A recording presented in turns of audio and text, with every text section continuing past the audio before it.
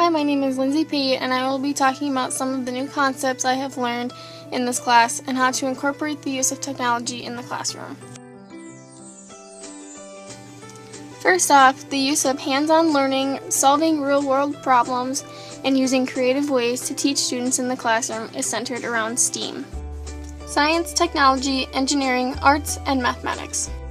A simple Google search about STEAM activities in the classroom will allow the teacher to incorporate these 5 topics and find strategies of how to use it in the classroom.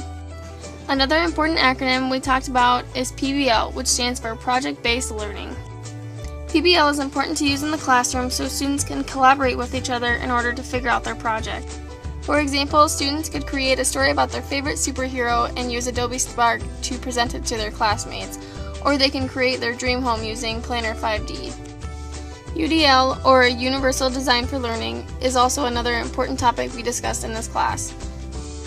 UDL is broken into 3 components. The first is engagement, which is the why of learning and gets everyone involved. Representation is the what of learning. Students can showcase their project to other classmates, their parents, or their teacher.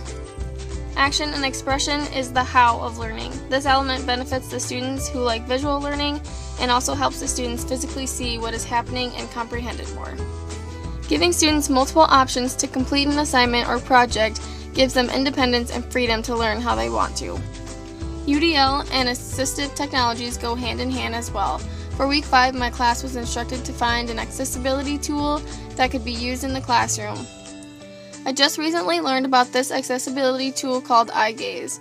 I learned about it when I observed Lifescape in Sioux Falls. Here's a quick video explaining its purpose. As the video shows, the student uses the touchscreen monitor to communicate with eye contact, and the monitor says out loud what the student is looking at. Technology is evolving so much and so quickly, it's important to introduce these new tools to children, especially since they will use this knowledge in their future careers. Jobs that are popping up around the world are requiring applicants to fully understand new technology and have coding skills. Introducing young students to coding in the classroom is very beneficial for them as they become more comfortable with it and have some background knowledge when they get into high school, college, and even their careers. Codable is a great iPad app to start young learners with as it's bright, colorful, and not too challenging.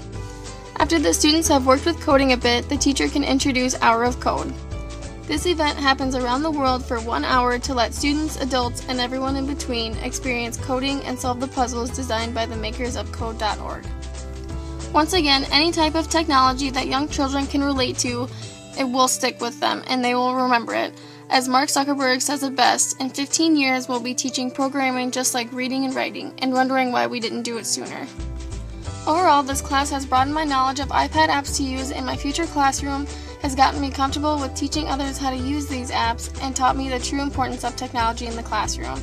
I no longer see iPads and computers as a distraction in the classroom, but as a learning opportunity.